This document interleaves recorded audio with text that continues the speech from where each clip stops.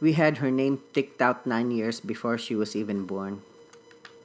For those of you not too familiar with our family story, Valerie is a combination of my name Valente, which I got from my grandfather. Laurie's name is a combination of both her parents, Lucita and Recaredo, both of who are here today and whose presence we would like to acknowledge. I jumped at the chance of being able to use Valor as part of a name because I thought it would be an appropriate name for a grandchild of a highly decorated and battle-scarred 4-star general. Valor is often defined as exceptional bravery displayed in the face of extreme danger, often on the battlefield. But the nuance I was most enamored with was that it is bravery coupled with honor and dignity. I marvel now at how naive I was at that stage in my young life.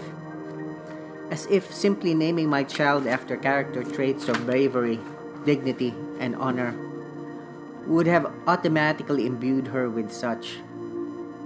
I mean, who would even model these things to her?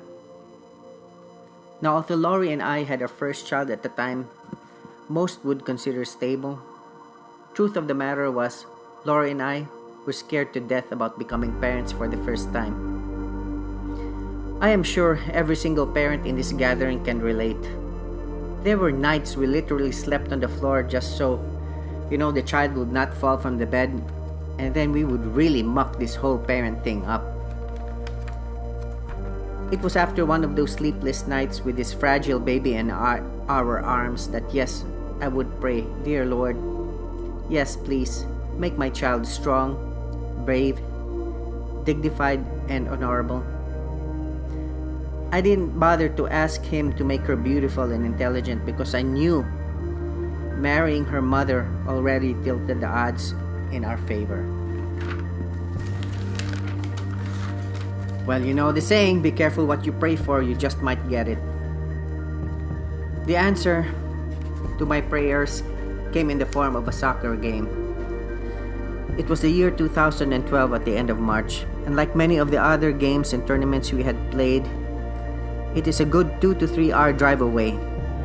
This particular one was taxing because Valerie had just previously ridden from Key West, Florida for a field trip. That was a trip that took 7 hours.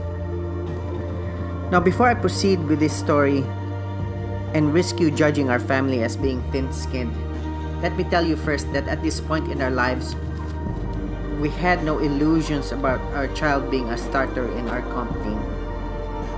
Up to that point, we were content with her playing in the last 2 minutes in the first half, what many people would consider garbage time. I thought at that time that was one of life's lessons my kids were going to have to learn on their own. That giving something unparalleled effort does not guarantee you a spot on the starting team. I mean, as long as you are part of the team, right? Until I guess someone decides that you're not. Our initial concerns came at the end of the first half when there was no attempt on the coach's part to put Valerie in the game. The bench only had 3 reserves and everyone but Val had played.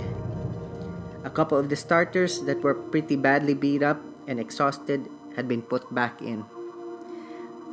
Valerie went to the coach and asked why she was not put in, and if it was because she had missed practice due to the field trip. The short, curt answer was no. The game is too tight. The implication to my child was this team had a better chance of winning without you in the field. We were not privy to the conversation, but we could see the dejection from the other side of the field. The tears started to flow at the end of regulation. And to add salt on an already gaping wound, the highly contested game went into overtime and eventually won in a shootout. She was the only one in the team who did set foot in the game. As her teammates rushed to the field in a frenzy to celebrate the scrapping win, she walked disappointedly to us. How could she celebrate her victory but she was specifically singled out to not be part of it. We could not make it to the car fast enough, and by the time we did, we bawled our eyes out. How could one not mourn the loss of a child's innocence? That realization that when the very adults were entrusted with our child's hearts would never be as tender and careful with them as their own parents. After about 10 minutes of crying, while I was still livid with anger, wanting to rip the throats of these so-called coaches who had been so callous to my child, I asked my young daughter what she wanted to do at that moment. To hell with the $200 hotel fee, I would have driven back the 3 hours to Lakeland if she wanted me to. I looked into her still teary eyes and then she said, "Papa, what will I do? I promised Coach I would be available to play." At that point, I just lost it. And there it was. The irony of the moment would not be lost on us. For in that car in the middle of some obscure parking lot, where only moments before we had one of our lowest moments in our family, we were now soaring to one of its peaks. And in the same field where we just had our hearts shattered into a million pieces, our hearts were now swollen with joy. And how in the same instance where a parent can both be humbled by his 12-year-old daughter, he could not be more proud. She proceeded to text our younger daughter Vanessa these words, "May, I decided that this one game will not define me. Instead, it will strengthen me so that when I get into IB and play for Bartow, they will truly see how good I am." And as you can see from her answer here, God has not only made my Val brave but fierce. She may have been beat up, but her head remained unbowed.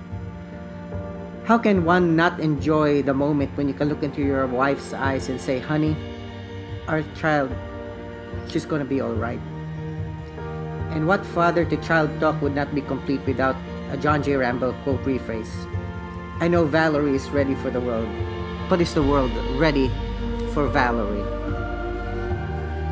Honey, we love you.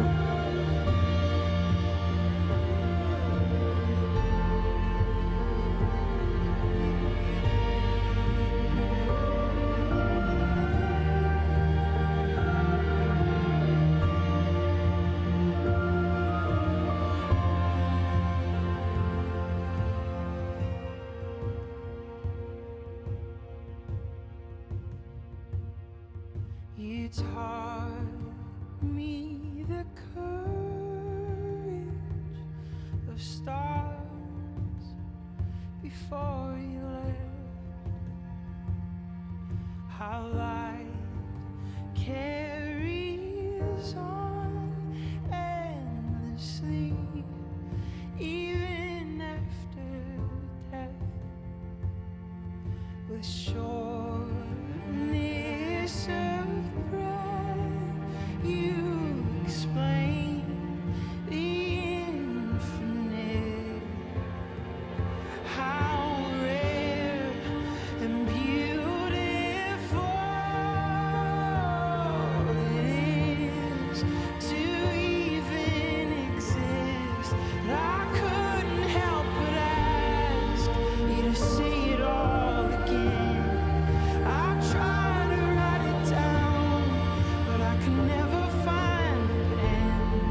I'd give anything to hear you say it one more time. That the universe was made just to be seen by my eye. And I couldn't help but ask you to say it all again. I tried to write it down, but I could never find a pen. I'd give anything to hear you say it one more time. That the universe was made just to be seen by my eyes.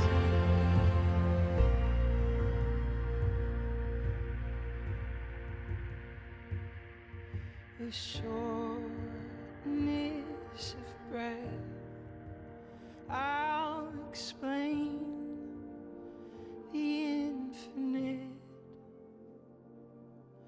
I